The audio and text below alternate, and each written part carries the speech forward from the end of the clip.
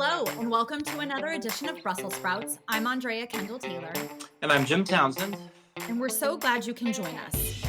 On April 2nd, President Trump imposed sweeping tariffs across the globe, with only a handful of countries left untouched, Russia being one. The reciprocal tariffs were far higher than many experts had predicted. A minimum tariff of 10% was applied everywhere, and many countries in Asia are facing tariffs of up to 49%. This is the latest action from the Trump administration as it seeks to balance the U.S. trade deficit and bring manufacturing back to American shores. Global markets fell overnight and oil prices plunged as many feared that the introduction of tariffs would slow global growth. The EU was hit with tariffs of 20%, and the European Commission President Ursula von der Leyen has promised a quote unquote united response and stated a willingness to retaliate. As the US's biggest trading partner, any actions taken by the EU in response to the tariffs could have a significant impact on both sides of the Atlantic. To help us understand where we go from here, we're very pleased to welcome Dan Mullaney and Tobias Gehrke.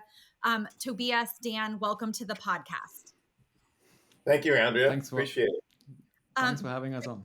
Introductions. Dan is the former Assistant U.S. Trade Representative for Europe and the Middle East and is a non-resident senior fellow at the Atlantic Council.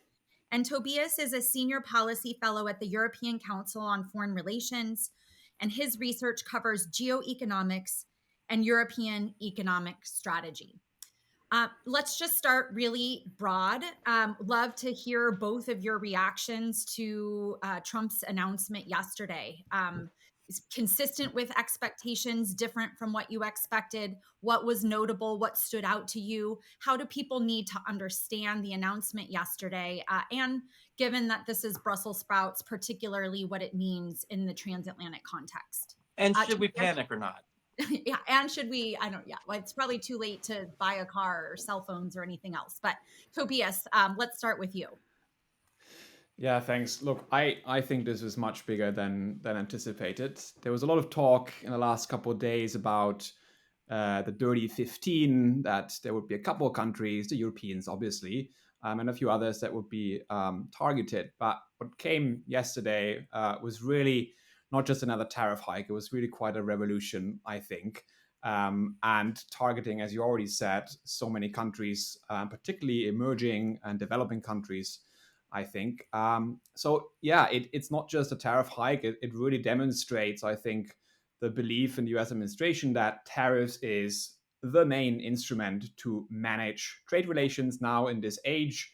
And that's a really big bet, I think, because that's kind of how it worked in the 1950s when there were huge tariff walls, and then we negotiated them down and constructed the global economy in that way.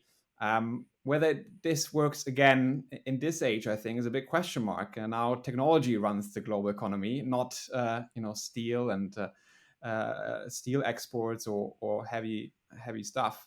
So it's a big bet, and I think as Europeans are digesting these big flashy numbers, I think the real conversation will quite quickly revolve around what is this design for the global economy that is on the table here, and that's what we're going to discuss, I think, quite a lot in the coming weeks and months.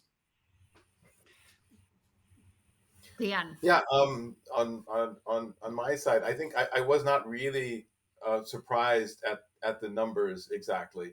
Where the Trump administration had, for instance, complained about the European VAT system, and of course those amounts range in the 20% range, and then he was talking about other imbalances in tariffs and unfair trade barriers.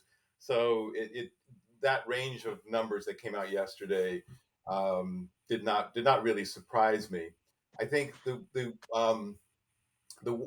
couple of things that were interesting about the announcement was, there was a potential option just to say, look, we want a tariff wall around the United States, or we want tariffs, for the sake of tariffs.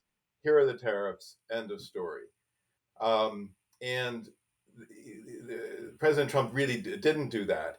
He laid out in quite vivid detail the number of areas where he thinks that there's an imbalance in the tariff rates, where he thinks that there are unfair trade barriers. I think he referenced the VAT, he referenced currency manipulation, all as justifications for putting in tariffs. And I think Tobias is exactly right that this is clear that tariffs are regarded as a main tool for addressing these issues.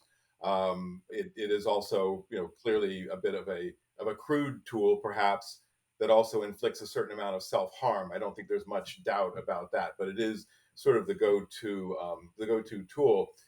But what was interesting to me was the extent to which particular trade barriers and imbalances were cited as a justification. So for me, this suggests that, the main object is not tariffs per se, but other objectives, such as bringing manufacturing to the United States, such as reducing the goods trade deficit.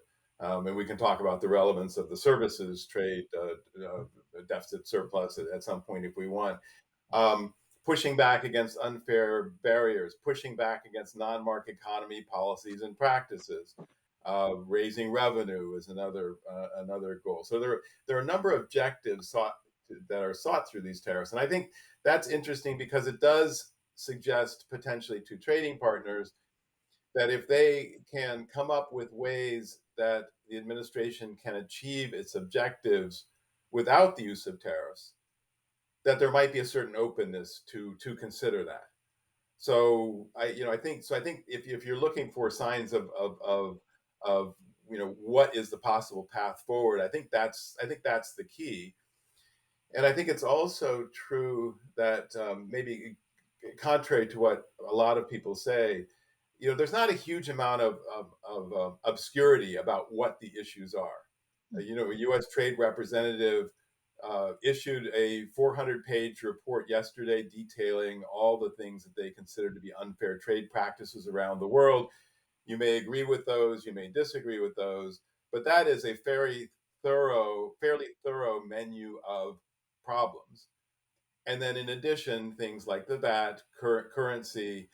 So the universe of problems or challenges or concerns, I think, is pretty clear. So I think that does give a fairly broad menu to trading partners to look at those items on the menu and say, okay, so can we address these things? Is there a way to address these things? And I do think, because although it's true that tariffs are a preferred tool, and not many in the administration are against tariffs, I think it is clearly true that it inflicts collateral damage on the U.S. economy and in other ways. And so if there are other more tailored ways to achieve the objectives without the use of tariffs, it seems like there would be an openness to that. Now, I wouldn't necessarily go so far as to say that President Trump was signaling an openness, although I think at certain points he did say, if we should be sitting down with partners and trying to eliminate these problems. And he suggested that maybe the tariffs could be reduced if that were the case. But I think it does suggest a possible path forward, particularly when it comes to the European Union and the UK, but also other trading partners. Tobias, maybe you can pick that up right there, though, is like, do you think that the objectives are clear to the EU? Do you think that they have like a very clear sense of where the tariffs are coming from, and like that there is a path forward? That, that are they going to go back to, and reference the paper and go through and comb through and understand, okay, well, what are the things that we could be putting on offer to try to negotiate our way out of this? Could I? Yeah, go ahead. No, John. could I add to exactly that, Andrea, to what you're saying, in the sense that, in a rational world, and if the feeling was that we want to use these tariffs to, begin to sit down with nations and talk about this stuff, and these tariffs were just the way to start, and then we were going to talk, but number one, he seems to use these tariffs as clubs. He's going to punish someone, or he's going to try to leverage someone, and he's going to put a tariff on you. And so, so I think what Andrea is asking is a great question. And it seems to me that the EU wouldn't understand that because it's so blurred. It looks like a club, not a wooden mallet that you use on someone's head. It's not a something where you sit down in a rational way and talk. And so my question was like hers, and I'm wondering if that's lost because it's usually bombast. And when he went through the list of all the ways we're being screwed by everyone, it was hard to tell if there was pure lies and exaggerations coming out of him, or was there a kernel and truth in every one of those that they really were screwing us behind our back and here's some devious things. So on top of Andrea's question, just to kind of give that context, what kind of message does the EU get from that? I mean, what do you take away? I would think politically the EU would go, well, after you've whacked me over the head with that club, Trump, I'm not about to sit down and cut a deal with you. I'm going to retaliate.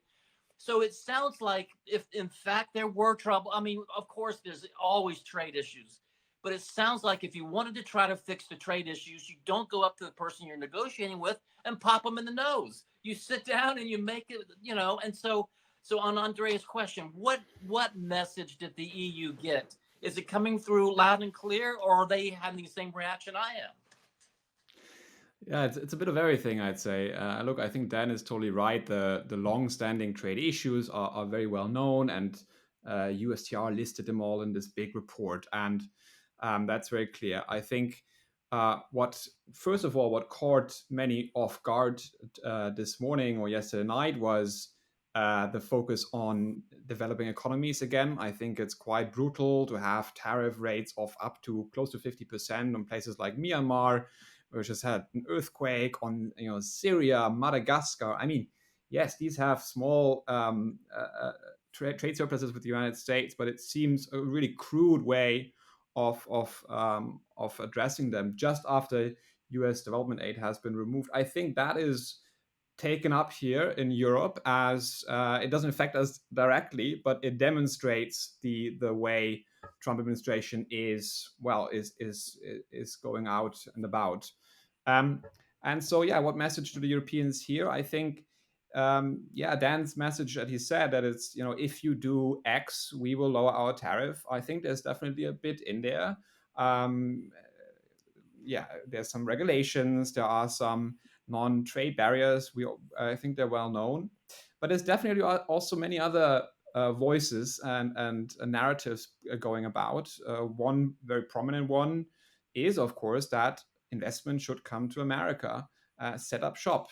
Mr. Trump said it yesterday at the press conference, if you want to not have tariffs on you, you better come to America and build here. His economic advisor, Peter Navarro, has talked a lot in the last weeks about how much money this would make. Tariffs need to be in place to basically finance the American tax cuts. He's been speaking for days about how much money this would make, $600 billion a year, $6 trillion in 10 years. But that is a line that basically says tariffs need to be in place. They will not be renegotiated. And so I think Europeans, they listen to some of the trade folk and they think, okay, maybe there's something in it. But then you turn on the news and you hear Peter Navarro and President Trump speak about the tariff wall as an investment pull. And it's not clear what the real objectives are. There's certainly many objectives on the table. I think now the next couple of days, there's going to be a lot of soul searching, truth finding. What is the main one? Is Dan right that in fact, if we put quite some offers on the table, we can get out of this issue, or do we have to prepare for a period where we have high tariffs in place that are more or less non-negotiable, and we have to build a completely different trade strategy altogether? I think it's too early to say, but that's sort of on the minds, I think, in Europe. Dan.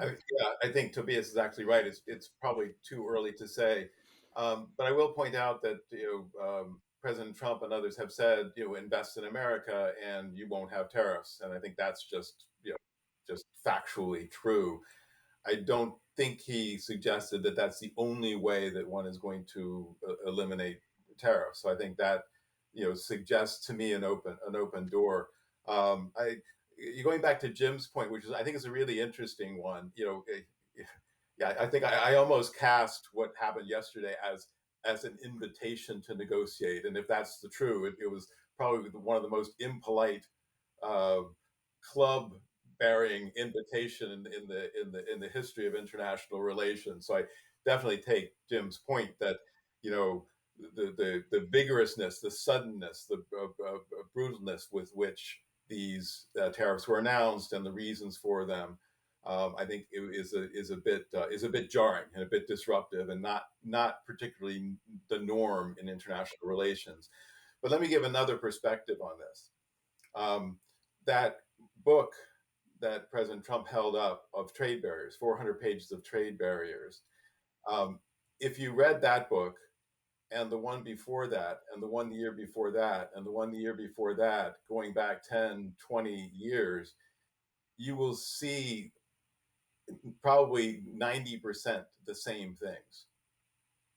So I think there is a sense that for a very, very long time, the United States has been pushing hard on things like these tariff imbalances, the trade barriers that the U.S. considers to be unfair in Europe, various unbalanced aspects of the relationship that the United States has been pushing hard for many, many years, and without any outcome.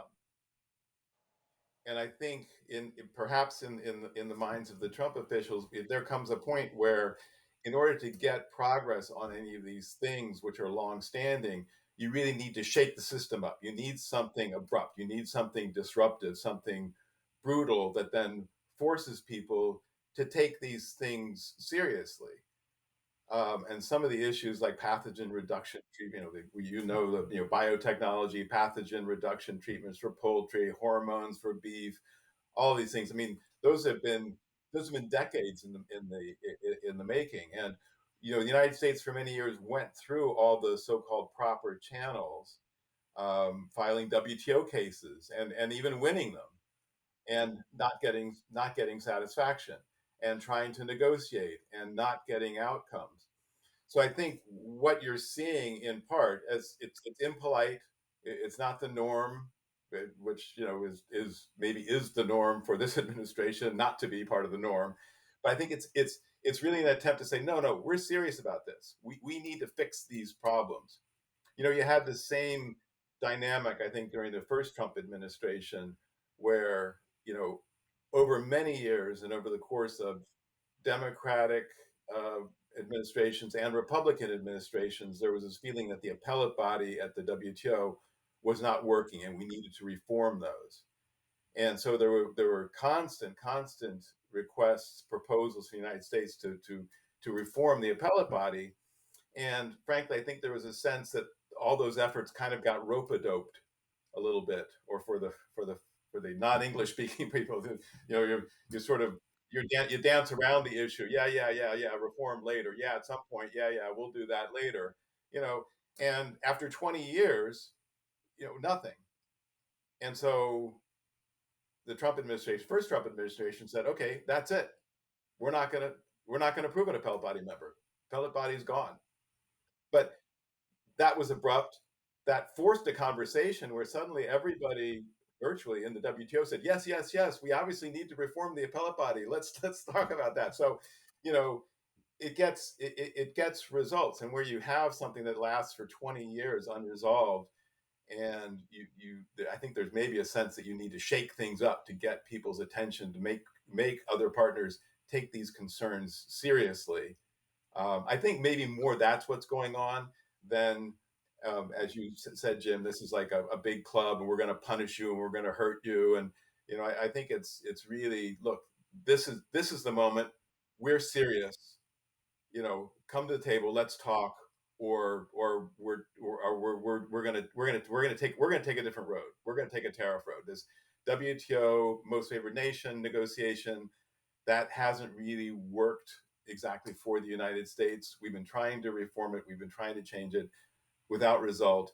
Now is the time to shake it up. So I think maybe is more the spirit or the tactic. I'm not sure how to describe it behind saying, okay, now is the moment we're putting in place tariffs. Now maybe we'll have a conversation.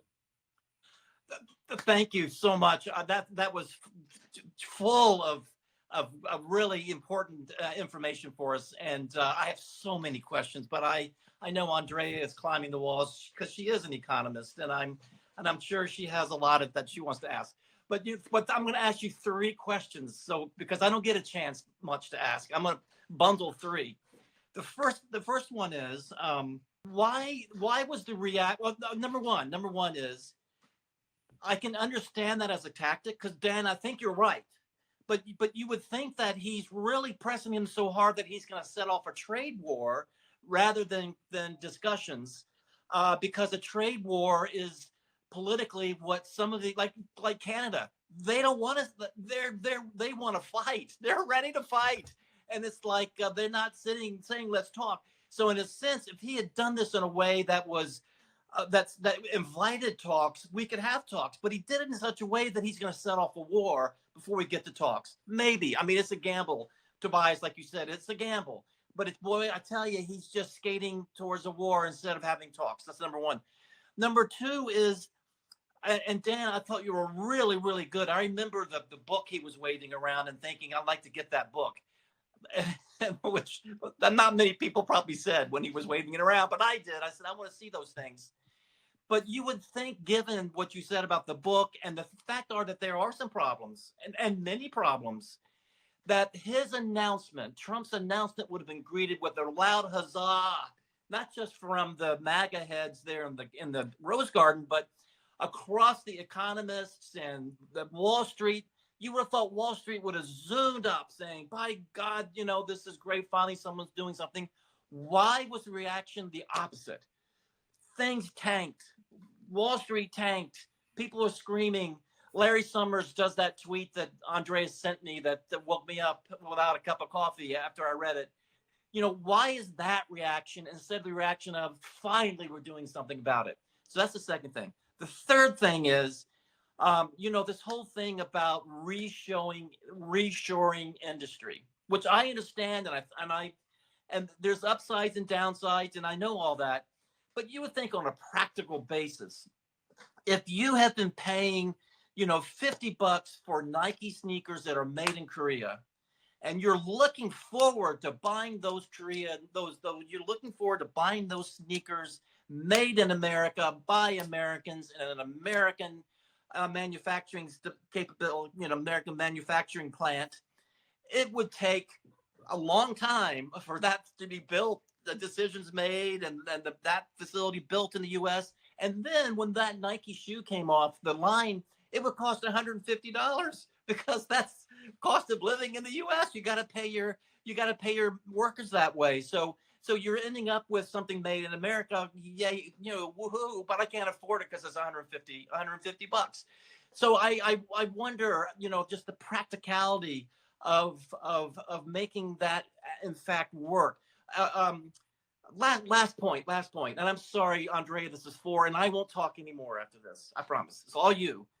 The last one is, if you are a Nike shoe manufacturer and you're in Korea and you're making these, $10 Nike shoes, why would you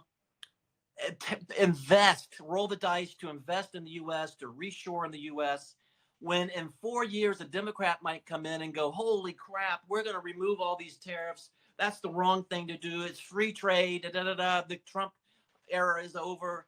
And if you're a business person and you don't want to be all of a sudden closing down your plants in Korea and in the middle of building them in the U.S. and the politics change and you're going, oh my God, I've just screwed myself. And you go back to Korea. Please let me reopen my plant. I mean, so those are some practical things about this whole idea of reshoring. Thank you so much. I feel a lot better, and I'll write you checks. Well, there's the rest of the podcast. They're going to take answering all your questions. I know. Can I jump maybe on a few of them? Jim, they were really great. And look, on your first point, you said, well, is that a good tactic to actually get to the negotiation? And I'd say it's too early to say. And for a lot of countries seem willing to engage the United States. Many seem willing to make offers, concessions even. It's really so far been only the Europeans and the Canadians who have quite publicly come out on a more retaliatory narrative anyway. So so that's one thing. But the other thing is the other side of the coin is that the trust that any deal holds anything is shattered, right? So President Trump has blown up his own trade agreement he renegotiated with Canada and Mexico, making no very complex concessions. But so their trust is gone. Other countries like the UK, Japan, Taiwan, in the last couple of weeks, they were really on a very different strategy than the Europeans, being much more, okay, what can we offer already today? Big announcements on investments. The British government was sort of already considering scrapping its digital service tax. So none of it mattered in the announcements yesterday, I'd say. Taiwan, Japan have been announced with huge tariff walls. So it's that might change, of course, but it's hard to trust that if you come with concessions that will buy you free for the rest of the 3.5 years, whatever it is. That's pretty difficult, I'd say, to square. And yeah, I think the other points, many of them were right. Very good, Jim. I just take another one where you said, yeah, why was it not welcomed if it was such a great sort of liberalizing policy? Why was it not welcomed greatly by Wall Street and others? Yeah, I think that's a really, really interesting one. It's early days, right? It's only been not even 24 hours time of recording. But the reactions of the financial world have been kind of flip side. In this scenario, many would have expected, including the Trump administration themselves, that the dollar would appreciate, and now the exact opposite is in fact happening. Other currencies are appreciating, which I'll leave to the macroeconomists to decide what that means. But it's already interesting that sort of some of the fundamental beliefs of how the global economy reacts to this are changing. We see some rush, at least, of investments into euro-denominated bonds.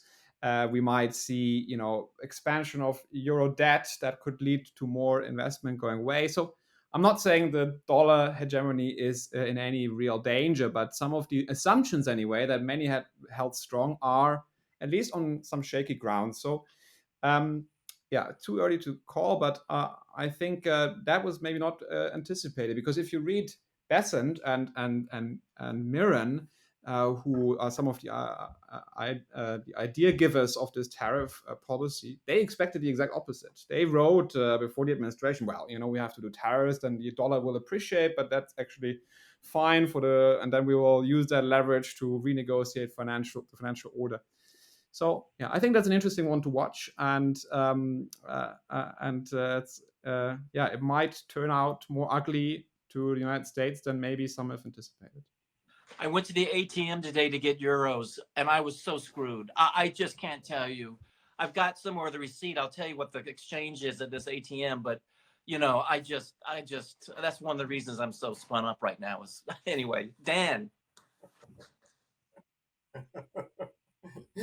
Yeah, well, it all gets serious when it gets very personal, doesn't it, Jim? Absolutely. Let me say, Jim's upset he can't buy the Nikes that he wants. Yeah. No. On the other hand, when you convert back to dollars, then you buy yourself a latte at Starbucks. I should explain. In my position as assistant USTR for Europe and the Middle East, I served through a bunch of administrations. I mentioned, Bush, Obama, Trump. So just to be clear, I'm not advocating one thing or another in this discussion. It's my goal is really to understand and try to maybe shed some light on what is happening, what the thinking might be. So not that the people don't misunderstand that I'm advocating one position or another. I think Jim there is a risk that you're going to run into a cycle of retaliation, counter retaliation, a so-called trade war, and I think that's perhaps a risk that this team is willing to take, but maybe under the assumption that we won't be escalating into a trade war, in part because I think, as Tobias said, there are a lot of partners, and as I've observed, there are a lot of partners who want to say, okay, how can we resolve this? So there's a strong interest. I think there's also, on the part of the administration, um, a conviction that, since, for instance, with Europe, we have such a huge goods trade deficit, $200 billion, that in a war of attrition on retaliation, the U.S. is ultimately going to have the bigger gun. Not to say that Europe can't inflict some damage, but since there's this huge trade deficit with Europe, we're going to be relatively less impacted. So we're in that sense well armed for a trade war, which perhaps will go into the calculation of the trading partners who say, well, let's not start a big trade war. Let's see if we can accommodate. I also think it's really in the tradition. Before you move off that point, can you talk about how the services might come into this? Because isn't that where Europe does really have a lot more leverage, where they could go after, like, especially like the technology services with search engines and cloud services and other things? And then I guess the related thought that I had is, it's been so fascinating to watch all of the big tech moguls line up behind Trump. And now Google and others could very much be in the crosshairs if Europe decides to escalate that way and use some of the leverage. So do you think that might enter into the equation? So goods is one thing, but services, Europe, that is a place where Europe can do a lot more. Well, I mean, I think the perception is that Europe has already been doing that. Through the DSA, the Digital Services Act, through the Digital Markets Act, legislation that the administration considers is targeted to big tech companies. And then you have, in 17 member states, if I'm not mistaken, a digital services tax, which is, again, targeted to big US companies. So I think I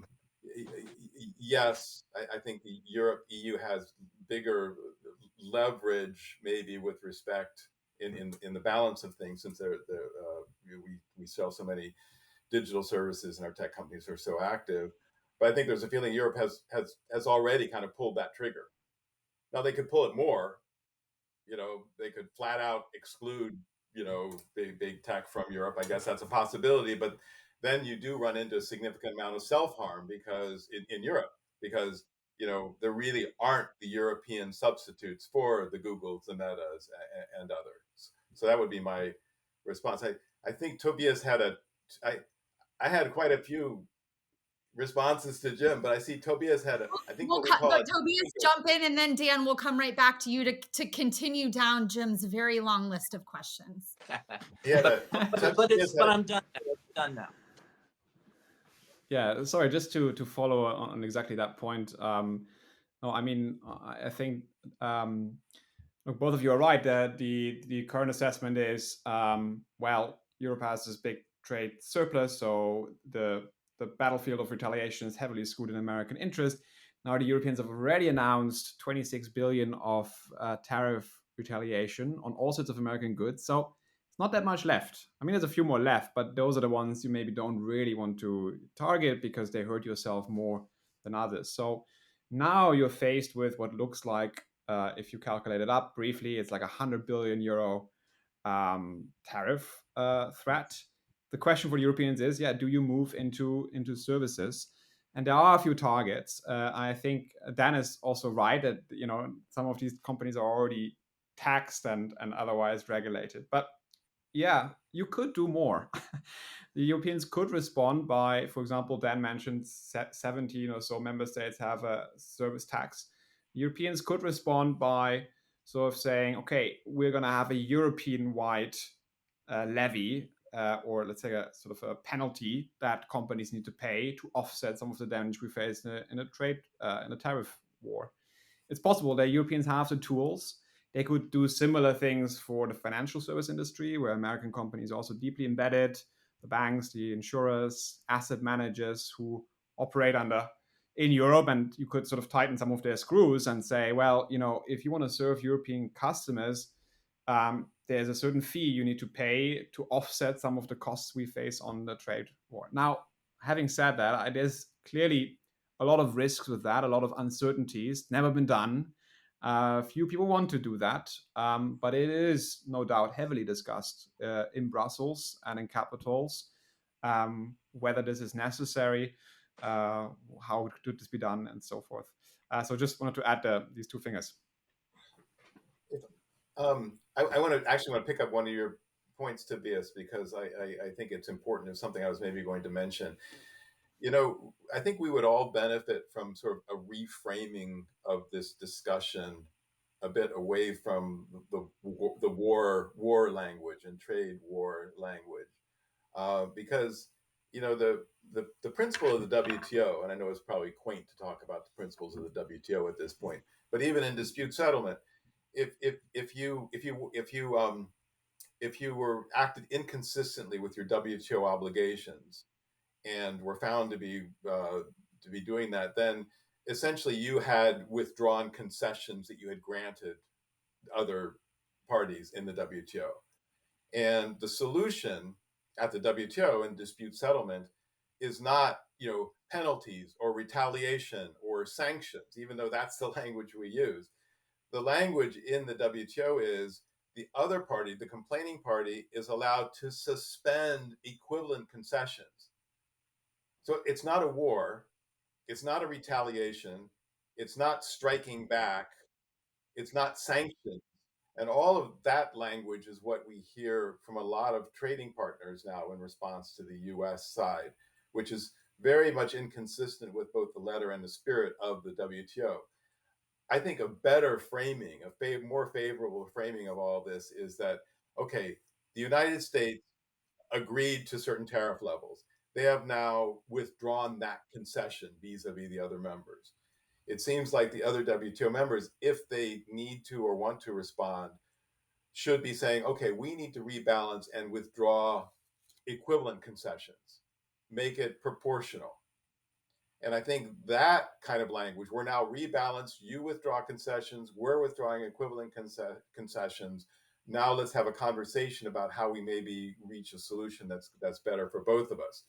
And I think that is different, not necessarily different in kind and result necessarily, but I think it's very different in terms of keeping the temperature down, because as soon as Europe, for instance, just to give an example, and actually there's a concrete example with the steel and aluminum tariffs,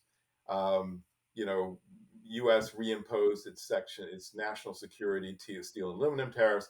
Europe, quote unquote, struck back, retaliated, hitting whiskey. And why? Because they perceive Kentucky as a key state. And orange juice from Florida. Why? Because that's politically sensitive. The whole exercise was very much, let's see how we can hurt the United States, strike back. And why not just say, we're going to, you've done this, we're going to rebalance, and now let's talk. I just think that's probably a much better framing and probably more consistent with the spirit of, international engagement. Dan, really quickly, I'll let you keep going down Jim's question, but I mean, given everything, the whole political context in which these tariffs are being imposed, it makes it very hard to do that.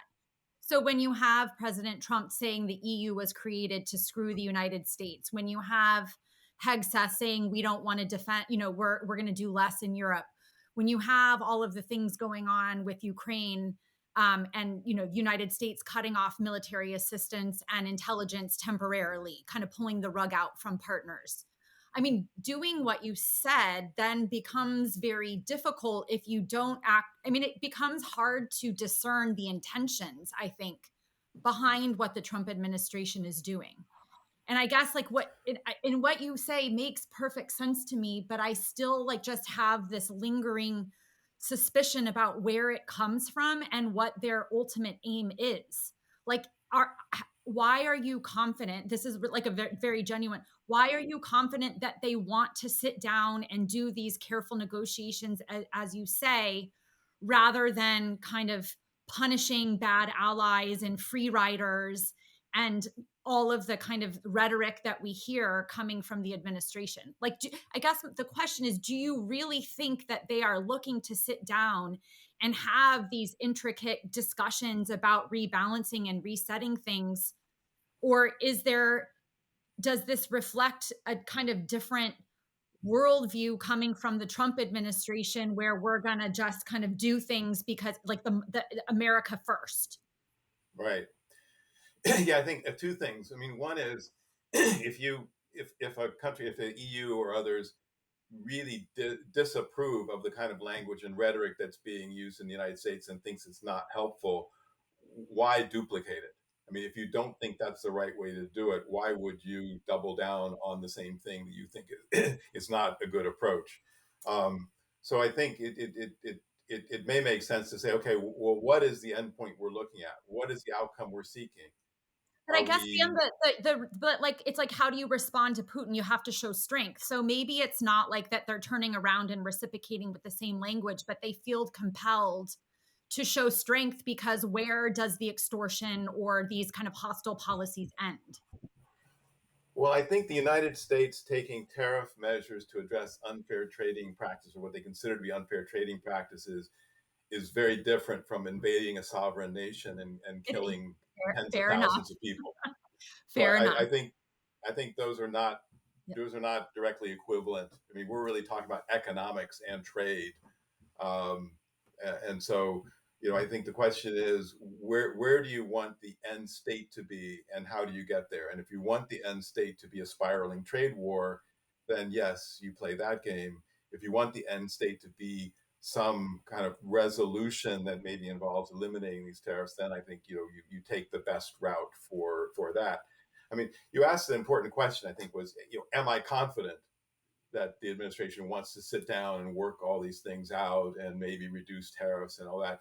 I don't think I would say I'm confident about that, but the administration went to an awful lot of trouble to detail in very kind of almost painful detail the number of problems, challenges, that what they consider unfair trade practices, imbalances, as a justification for the tariffs. And that's a lot of work if all you're looking to do is start a trade war or build a tariff wall. So and when you do a 400-page report that the president waives and say, look, we've had these problems for 20 years, I think it makes some sense at some point to take him at his word that is the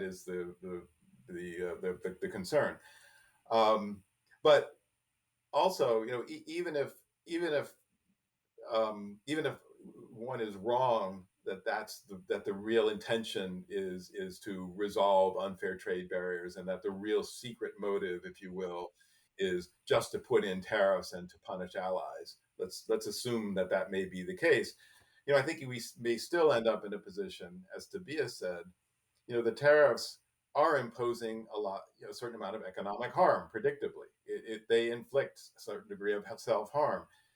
At some point, if the cost of the tariffs politically and economically becomes too high, people will be looking for solutions that do not involve tariffs. And I think it makes a lot of sense to be developing right now what those solutions would be. Even if the current intention is tariffs, several months from now, there may be a desire for another outcome that does not involve tariffs, in which case it makes a huge amount of sense for the parties to have worked out some packages in advance that address concerns on both sides. I'm not saying just on U.S. concerns, but U.S. concerns and European concerns and others, so that you have non-tariff arrangements to fall back on should that be required. So I don't think one loses anything by taking the administration at its word and and assuming that we're really interested in fixing unfair trade barriers. You lose nothing by developing a package that could avoid tariffs, whether that actually gets taken up or not.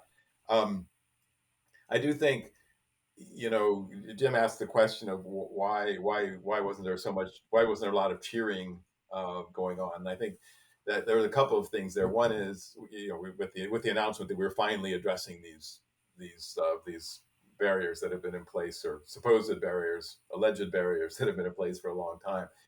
I think there's a huge international investment in the current status quo with the WTO and the most favored nations tariffs and the entire WTO. So anything that really disrupts that is going to be of concern. So I think there's going to be a lot of it's understandable that a lot of people are very upset that framework is being challenged. But I think there's also, I think, just and maybe related, that there's just a disagreement on the effect of all of this, because all of the the experts that predict certain outcomes based on tariffs, in terms of prices, in terms of impact on the stock market and all that. I think many in the administration find that those experts' predictions often end up not being correct, being inaccurate. And so I think they're looking. They kind of expect that the experts who would predict that this would be cataclysmic, that would drive us into recession, that would be taking that position. I think there is the conviction on the part of many in the administration that that's probably just wrong. And after we get off over this hump of disruption, that longer term things are going to be looking better. So I think that's why there was not unanimous cheering at going against most of the WTO rules. Tobias, you can jump in, but I just want to correct my creating the equivalence between what the trade and Putin's invasion of a neighbor. But I think the overarching point I wanted to make is it does seem that, like, at every time Trump kind of does something aggressive or extortionary to the first party, it gets worse. And just thinking about the law firms in Washington, D.C., he goes after one, they don't stand up. The cost that the next law firm pays is even greater. You go after Columbia doesn't stand up. University, the costs for Harvard now are even greater. So there, the minerals deal, the Zelensky thinks he has a deal. He says, yes, up, the terms changed, it's even worse.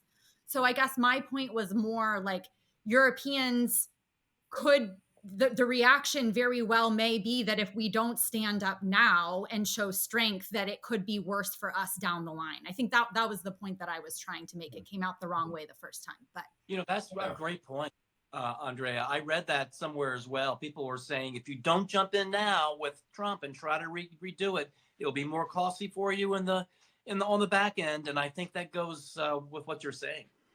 Tobias, yeah. I know you wanted to jump in. No, I exactly on that point also. I think that you really can't divide the two apart. And I think what Dan describes, I certainly hope that this is how it's going to play out. And I think many Europeans hope that the rebalance agenda is the main agenda. And that right now it's about creating leverage, and then you actually rebalance and you find some sort of new status quo. And for what it's worth, I do think many Europeans are getting ready to make genuine concessions. There are lots of conversations, what kind of tariffs we could lower for American goods, what kind of standards we could get rid of, which sort of regulations we might be needing to rewrite. Not all of them, but there are genuine conversations of what big offer you might have to make.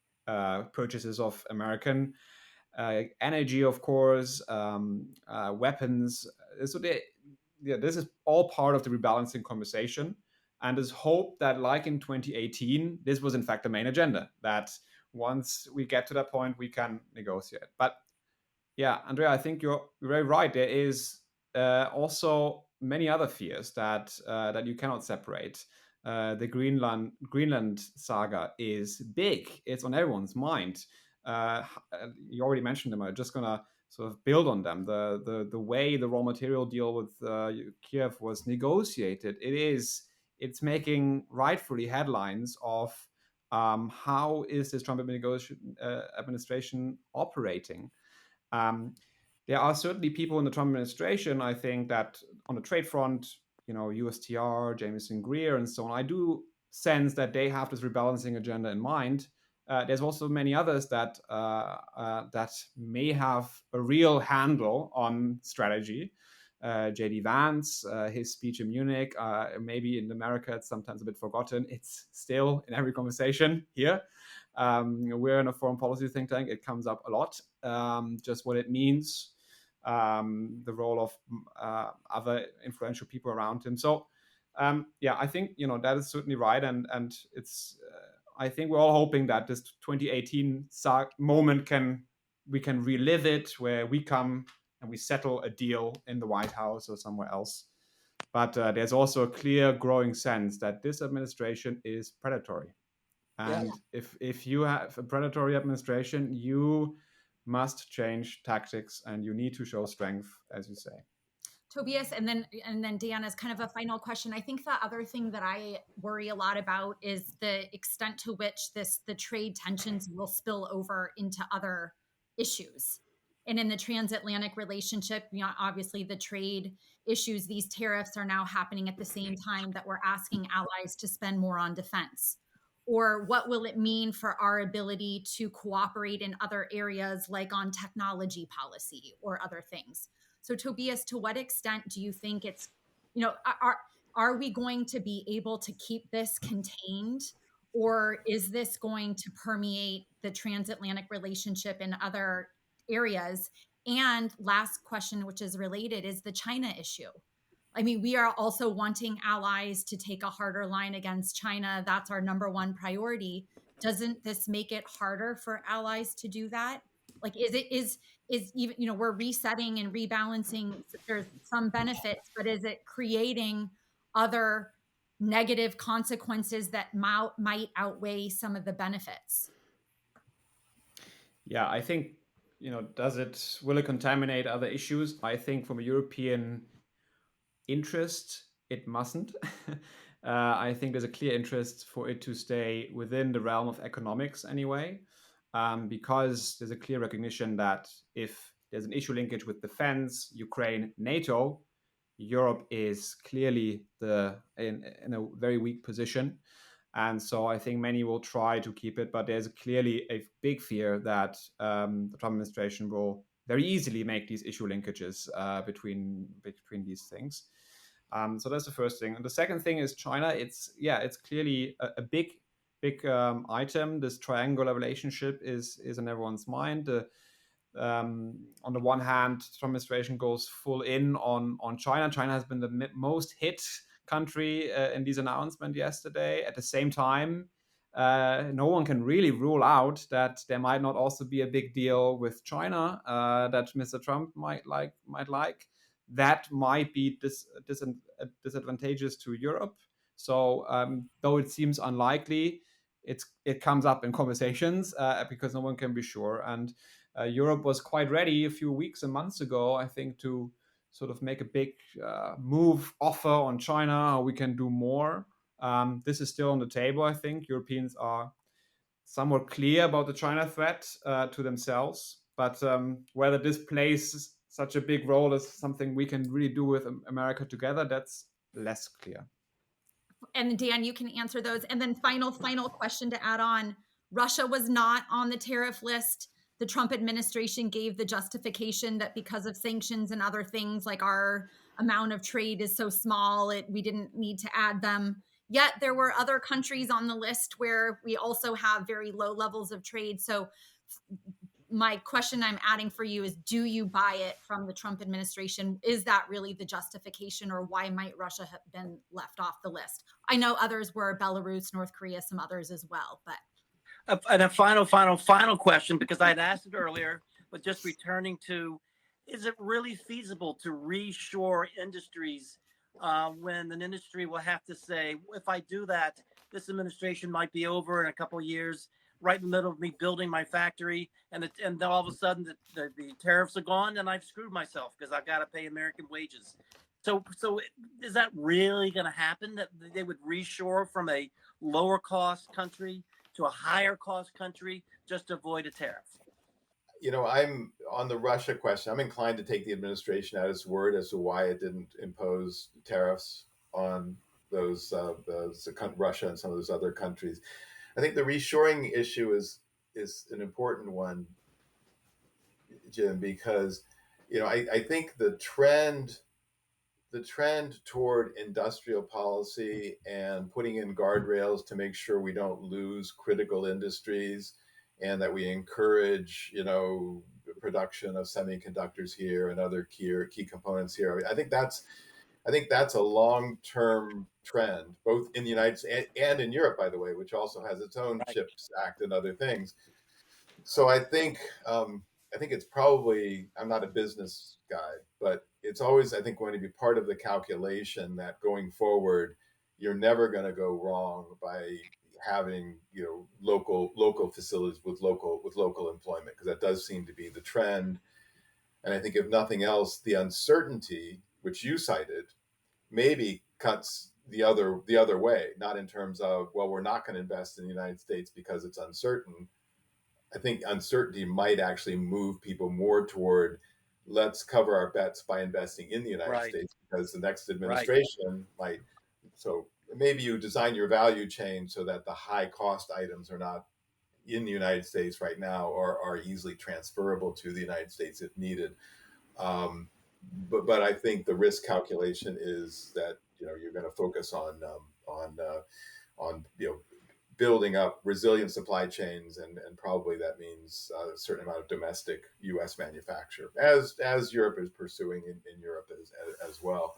I think Andrea raised a really good point about China is it has been a major concern, and Europe, I think, has many of the same concerns as the United States does, and so that's a huge area for cooperation. And it's also one of the reasons non-market economy policies and practices is one of the justifications for these tariffs. So I think close collaboration on China is one of those arrangements that one might build up that could reduce or eliminate the need for tariffs. So I think it's an important avenue, and it's one that is not so costly for the EU, I don't think, because they do share many of those interests. Not all of them, with Germany's heavy investments in China from car companies and chemical companies.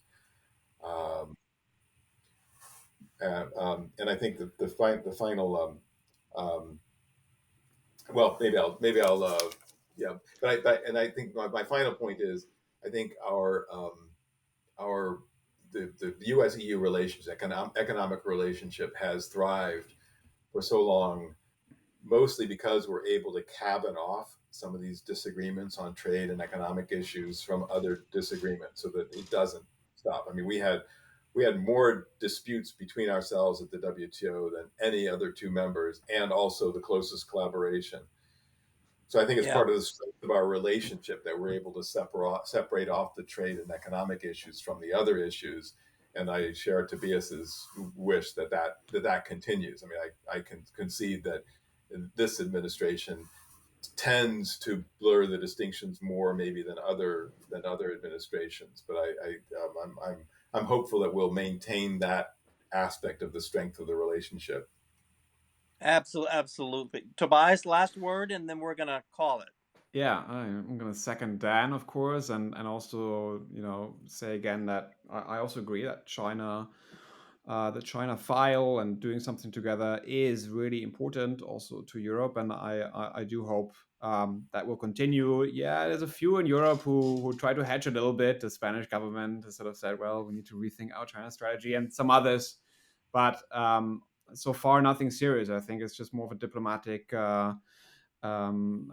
hedging a little bit. And yeah, final word, Jim, your comment. I agree with Dan that reshoring of some of the strategic industries, Dan mentioned chips and maybe ships also, and these kind of industries, I think it's possible that you see some of that.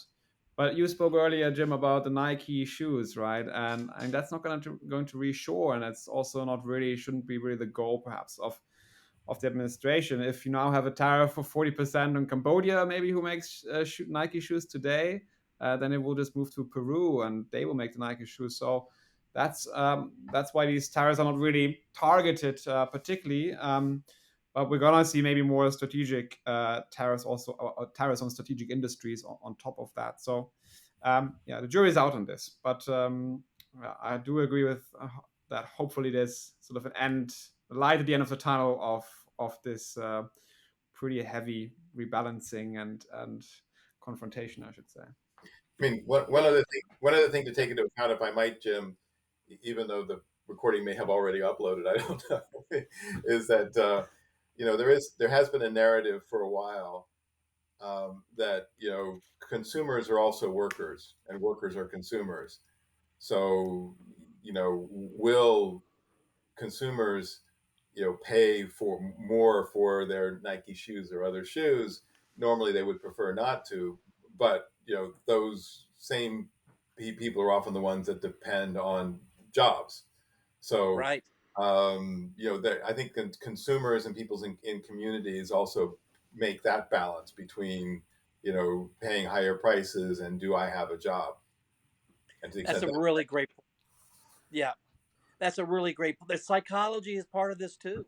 Yeah. The psychology of the consumer. Now that's really great. Well, you two have been fabulous. I just so happy with the depth and the great discussions that we've had, and really appreciate it. I know you all are very busy. Um, for me, I do Europe, and whenever there's a European crisis, I get busy. But at least I'm glad people know where Europe is now, and I get a chance to show my stuff. So I'm sure economists globally are having very busy times, but you're probably pretty proud about what you do because you get to explain to people how all this works. So I hope you're enjoying your day, and look forward to talking to you all again. Thank you so much. Thank you for listening to another episode of Brussels Sprouts, brought to you by the Transatlantic Security Team at the Center for a New American Security. You can find all of our previous episodes wherever you get your podcasts.